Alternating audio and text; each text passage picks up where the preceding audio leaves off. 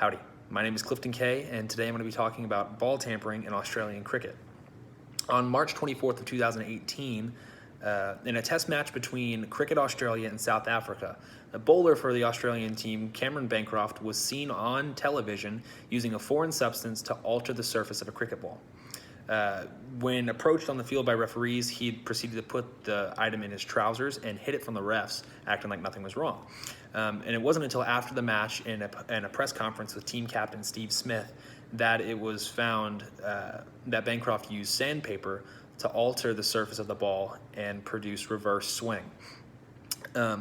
Now, many questions were thrown up, but when asked about his knowledge of the scandal, Captain Steve Smith said that he had prior knowledge of what was going on and that Bancroft was going to cheat and chose to do nothing about it and did not exercise his right as captain to put a stop to things. And because of this, Smith was fined 100% of his match earnings and was actually suspended for 9 months from cricket.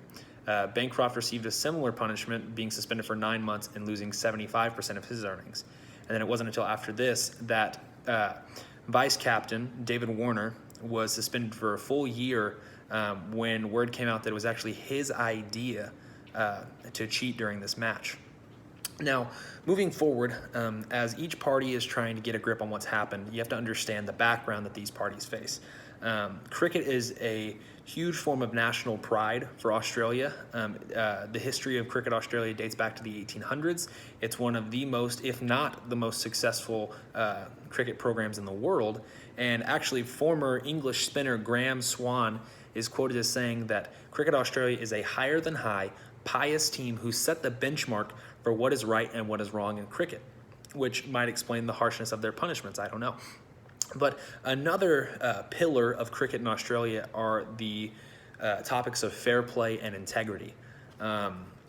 These two are pillars of cricket, and Australia cricket is just a haven of goodwill, and it's a promotion of hard-fought competitive matches and honest competition, and these men nearly destroyed that reputation of the sport, which caused national outrage. Like I said, cricket is such a huge deal for Australians. And so as this conflict is being discussed, it's obvious that these men committed a violation of rules for cricket. And so moving forward, as this conflict is being discussed, I want to look at the techniques that these men need to use to resolve this conflict. And the first one, I feel, is promoting dialogue rather than debate. Rather than saying, I'm right, you're wrong, here's why we're going to do my solution, these men need to say, look, let's have an open, honest conversation about why these punishments were so harsh, and let's focus on gaining an understanding of each view rather than having the meeting for the sole purpose of delivering a punishment where everyone feels upset and frustrated as they leave. Which leads me to my second point. There needs to be openness and there needs to be transparency in these conversations. There needs to be an explanation of, you violated these rules. This is why this punishment was given. Here's why we chose to act in the way we did. Transparency leads to open conversation and leads to a more satisfied solution for both parties involved. And that being said, as each group is choosing their approach and how to proceed, I feel that an integrative bargaining tactic would be much more effective than a distributive bargaining tactic.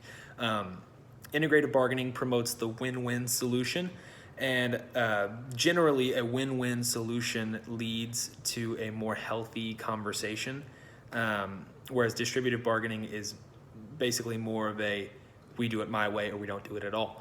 By allowing each party involved to speak their mind and feel heard, you're allowing open conversation. You're allowing an in-depth look at the true issue. You're allowing both sides to be heard.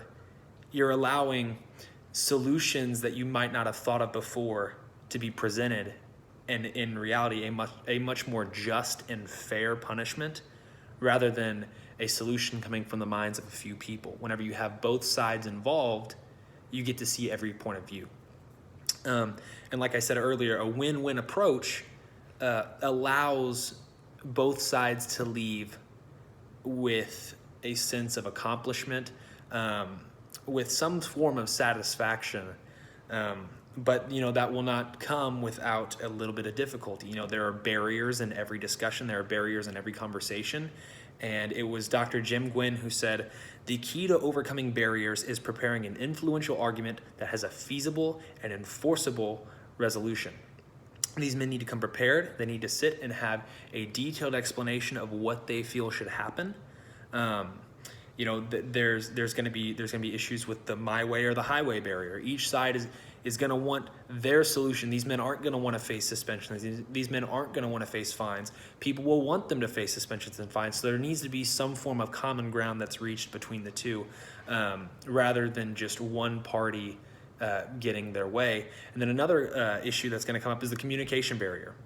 These men are frustrated, they're disgruntled. It's going to be very difficult for them to sit and have an honest and respectful conversation, and they need to put their egos aside and they need to say, look, this is what we did wrong.